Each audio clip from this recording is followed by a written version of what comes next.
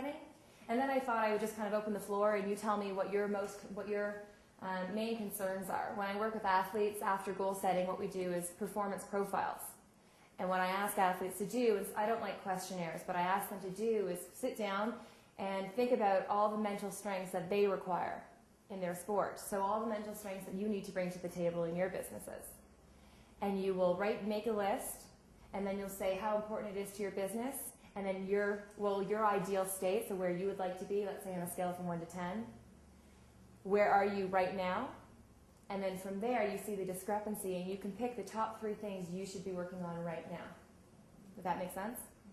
So once you do that, then you can ask me questions, and we can, engage in conversation after that.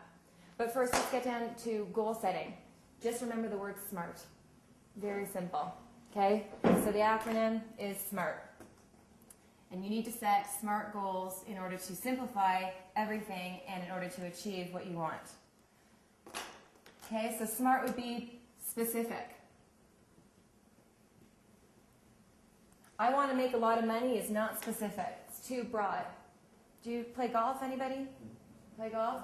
Okay, you don't just want to aim to this, aim north and shoot. No, you want to pick a tree. If not, you want to pick a branch on a tree. You want to be as specific as you can to get everything else out of the way. You don't have to think about anything after that. You know exactly what exactly you want to achieve, and then that goes out of the way. Now you have to focus on how you're going to get there, right? Instead of worrying about everything else. Measurable. The only way you're going to build confidence is if you can see if you're attaining your goals or not. And the only way you can see if you're attaining your goals or not is if they're measurable. So you can, check mark, yes, I've done it, or X, I need to keep it on for the next week and still work forward on it. This one is my most important one, action-oriented.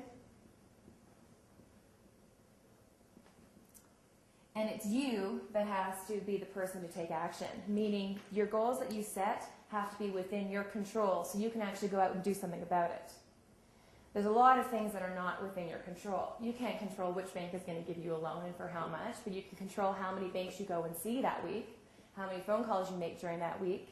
You can control setting up and preparing for your presentation or choosing the people that you go and interview with. Those stuff you can control. You can't always control the outcome. So you have to make sure that the goals you set are something that you can act towards. Realistic. This gets a little funny. This gets a little iffy. You want to set 2 types of goals. You want to set long-term goals. So what is your dream? What is it you want to achieve out of all of this? Doesn't need to be realistic right now. Dream big. Okay? If you want to wish for the stars, for the moon, do it. If that's what you believe, that that's what you really want. Dream big and don't let anybody tell you that it's not possible.